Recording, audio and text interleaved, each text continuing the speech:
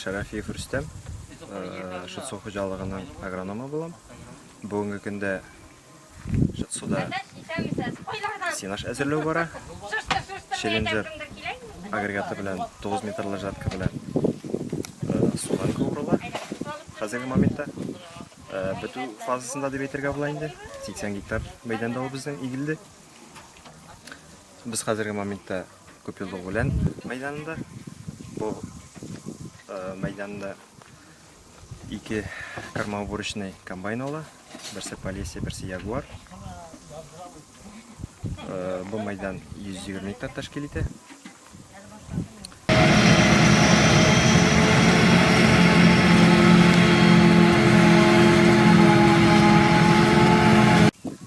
Бұл қырда қазіргі моментта 5 КАМАЗ сенажный масса ташый, 2